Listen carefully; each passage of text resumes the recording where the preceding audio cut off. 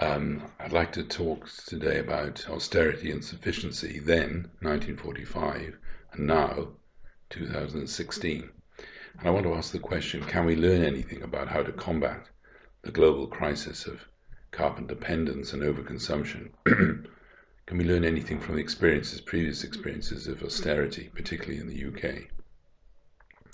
Now, the New Economics Foundation has defined the responses to austerity in Britain today in terms of three types of response. First of all, adapting. Secondly, challenging. And thirdly, reimagining. Adapting is new creative approaches to social provision. Challenging is refuting the austerity narrative.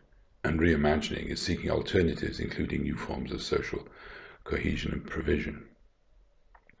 But at the heart of this problem, I think, of defining austerity is a paradox. In 1951 and 1955, the Tories were returned to office specifically to end austerity. And in 2010, as part of a coalition, and 2015, they were returned to office to undertake austerity policies. So something must be at stake here if one party can change, or apparently change its position so radically. And I'm going to suggest that it's the meaning of austerity itself and who it affects. Well, the word austerity comes from the Greek, appropriately given the Greek financial situation at the moment, austeros. Now, I said we began with the paradox, which was why anti-austerity returned the Tories to power in 1951, and actually pro-austerity policies, among others, returned them to power in 2015.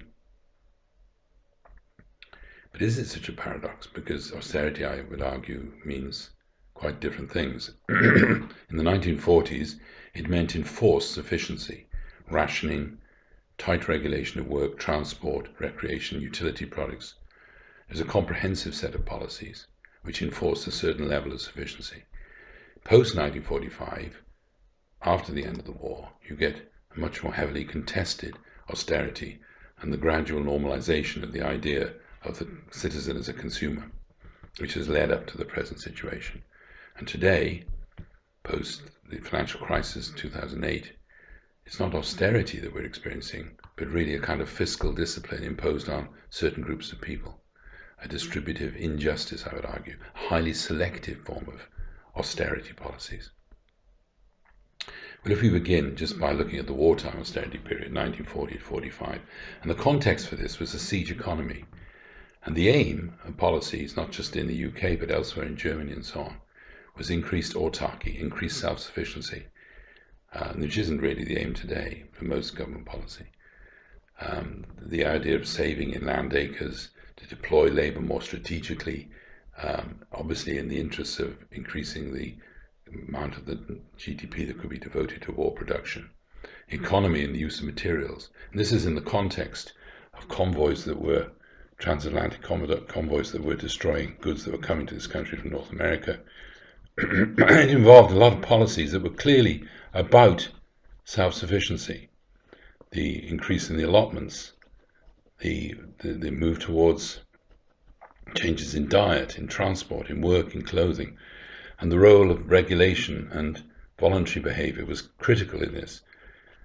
Regulation was underpinned the system, but it did rely too on voluntary behavior, on avoiding and evading regulation for some people in wartime and post-war black market. But voluntary behavior itself was quite a critical and important item in the equation. Now, the way in which austerity and the war crisis were constructed discursively is also quite important. Did wartime austerity help the poor? It's often argued that it did. Well, austerity after 1945, the context was quite different. The context was full employment and social solidarity.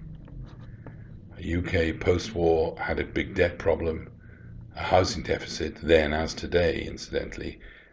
George Orwell on the island of Jura, when he was writing 1984, said the British are worried, 1947, the British are worried about the housing crisis and Polish immigration.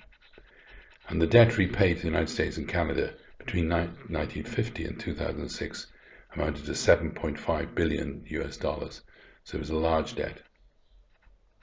But the post-war austerity program came out of a period of very intense and important solidarity. The civil defense program, the wartime programs, national service itself, which was obviously extended after the war, which meant that people had shared experience. In 1948, the National Health Service was set up, which again was a comprehensive program for everybody, which built security through social insurance, the principle of social insurance. Now, between 1945 and 1951, the Labour government withdrew its regulatory framework bit by bit, not entirely, but in stages. In 1948, Labour had the so-called bonfire of regulation. But nonetheless, post-war Labour still argued for the social wage as a supplement to income, forms of supplementation, forms of insurance that could help buttress low incomes. And of course, you had a full employment economy as well. The Tories were elected on an anti-austerity program in 1951 and 1955, and what they developed and subsequently made their own, in a sense, was the idea that people's choice, individual choice, to buy goods and services should be primary, and that Labour had not encouraged this. There hadn't been much choice of goods and services in the wartime post-war period, and people didn't have the buying power to express it anyway. And combined with this mantra of choice was the idea of bureaucracy being the problem. Wartime and post-war Labour governments, coalition Labour governments, had been bureaucratic governments. And the Tories geared their policy so that the housewife was the agent, very cleverly in electoral terms, much the way that Margaret Thatcher did many years afterwards. But life expectancy was increasing, and there was a gradual growth, although a slow one, in the kind of property-owning democracy, the idea of more people, though the housing crisis was largely met by increased social housing, by council houses, the idea that more people should have a stake in the equity of housing by owning their own homes. And the idea, the key concept perhaps, was that individuals could be socially mobile. And that grew in the 1950s and 60s. So the normalization of the idea of individual social mobility as a policy objective, and one that came to be shared not just by Conservatives, but by the other parties too, and certainly by the Labour Party. The argument was that unlike in wartime, the post-war economy didn't justify levels of regulation and control.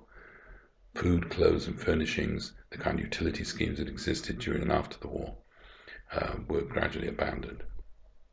So you have a movement out into a much more open, more market economy. And this evoked two different, quite different responses in Labour. On the one hand, some people argued that, as Tony Crosland did in 1950, that socialism has no foundation in self-denial. And in a different way, people like Arnold Wesker did in Chips with Everything, in saying that socialism was about dancing and singing. There was a kind of expressive, positive view of socialism, but there was also the idea that asceticism was part of the Labour tradition, and it came to be associated with the Labour Party and the Labour movement with male manual workers. So that's how the first stage. Now I'd like to move on to look at the austerity policies since 2010 and compare them with what I've just been saying about wartime and post-war Labour governments. I think those policies post-2010, the so-called austerity policies, took place in a context that was very different, and they've sought to reduce sufficiency, and the context has been neoliberal global economic policies. But I'll move to that section in my next talk. Thanks.